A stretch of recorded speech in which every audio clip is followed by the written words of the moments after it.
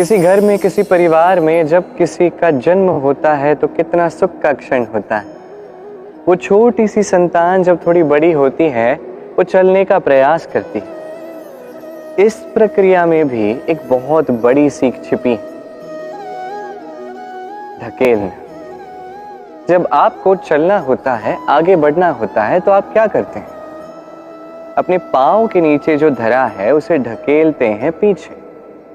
बस यही तो जीवन में भी सीखना है। अब यदि आपको ज्ञान की ओर बढ़ना है तो अज्ञानता को पीछे ढकेलना होगा। यदि आपको प्रकाश की ओर बढ़ना है तो अंधकार को पीछे ढकेलना होगा। यदि आपको भविष्य में सफल होना है तो भूतकाल की असफलताओं को पीछे ढकेलना ही होगा। जो जल बहते बहते रुक जाता है उसे हम नाला कहते हैं, उससे दुर्गंध आती। किंतु जो जल बहता जाता है वही पवित्र होता है।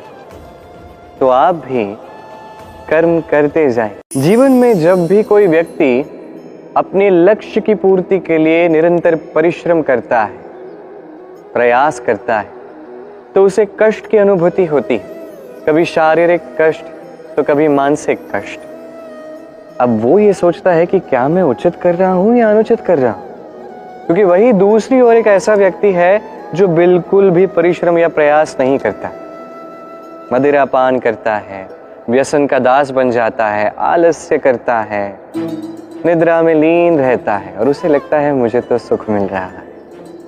अब ऐसा क्यों होता है? क्योंकि जब हम सद्मार्ग पे होते हैं, उचित मार्ग पे होते हैं, लक्ष्य को प्राप्त करने के लिए प्रयास करते हैं, तो हमारे भीतर से नकारात्मकता और पाप इस देह को त्याग देते हैं। और यही अनुभव है जो हमें दुखी अनुभव कराता है, कष्ट देता है। अब यही यदि हम कुमार्ग पे चले, अनुचित मार्ग पे चले, तो हमारे भीतर से पुण्य और सकारात्मकता हमारे देह को त्याग देते हैं और इसी अनुभव के कारण हमें सुख का अनुभव होता है। किंतु कभी भी देखिए, ये सुख अधिक समय तक नहीं टिकता।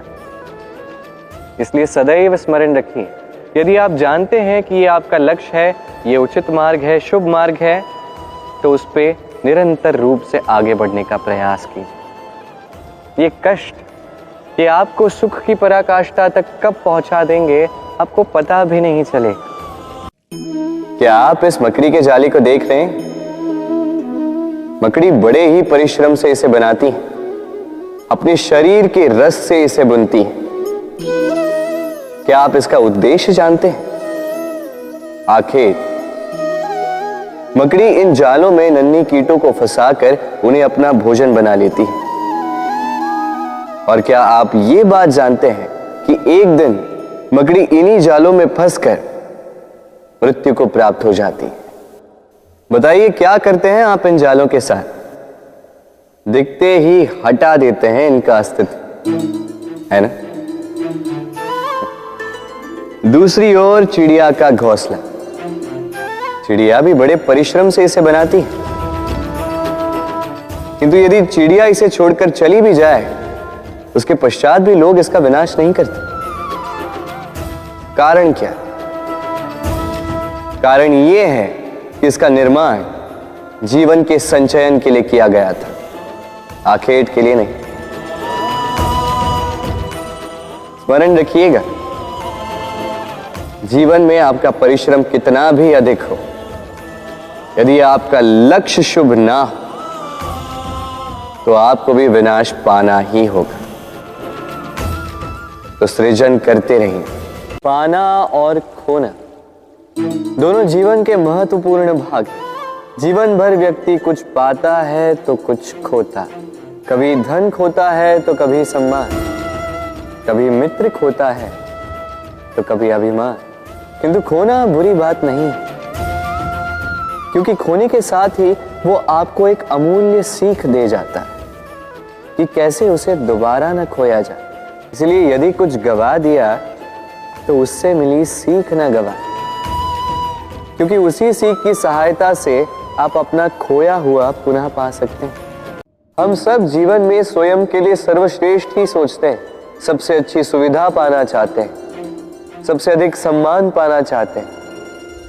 परंतु क्या सबके लिए ये पाना संभव है? हाँ, क्यों नहीं? बस बाधा है समय। हमारा जीवन स्थायी नहीं है, इसलिए यदि समय का सदुपयोग करोगे तो तनिक सरलता होगी। अब देखिए ना, जिसे स्वप्न देखना अच्छा लगता है उसके लिए रात छोटी पड़ जाती है, जिन्हें स्वप्न पूर्ण करने होते हैं उनके लिए दिन छोटा पड़ जाता है, जो सम्मान पाना चाहते हैं उनके लिए परोपकार छोटा पड़ जाता है, और जो ज्ञान पाना चाहते हैं उनके लिए अध्ययन। जीवन में लक्ष्य को पाना हो तो समय का प्रबंधन ठीक होना ही चाहिए। कहते हैं जीवन में मेल मिलाप अत्यंत आवश्यक है, संबंधों का आधार भी बनता है, व्यापार भी चलाता है, किंतु सबसे अधिक महत्वपूर्ण है व्यवहार।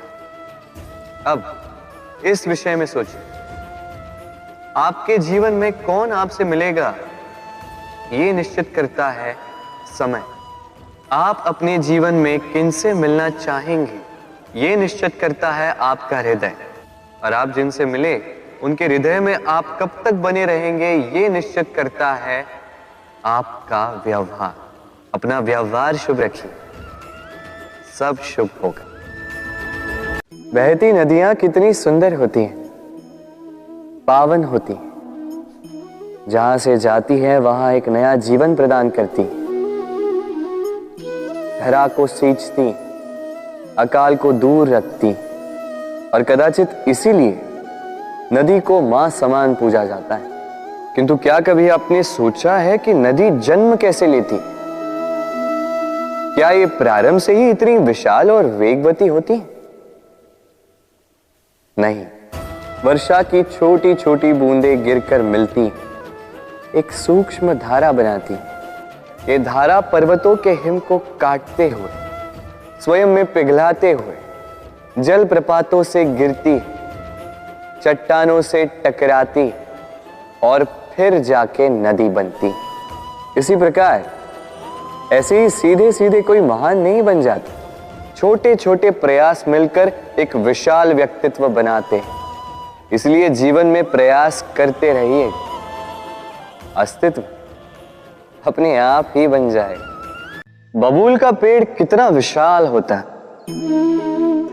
पीपल का पेड़ भी विशाल होता है, किंतु क्या आपने कभी सोचा है क्यों बबूल के पेड़ को काट के उसका उपयोग किया जाता है, और क्यों पीपल के पेड़ को पूजा जाता है? इसलिए क्योंकि पीपल का पेड़ उसके नीचे बैठे पथिक को छाया देता है, अपनी डाली पर असंख्य पंछियों को बसेरा देता है, किसी को काटे चुभाकर दूर नहीं करता, बल्कि उसे शीतल छाया देकर उसकी थकान हर लेता। इस संसार में यदि आपको सम्मान पाना है तो पीपल की भांति ही बनना होगा। कुछ देना सीखो, आनंद, सुख, शीतलता बांटना सीखो, और कांटों की भांति कभी किसी को कष्ट ना दो। सम्मान स्वयं चल के आपके पास आएगा, और मन प्रसन्न होकर बोलेगा, राधे राधे।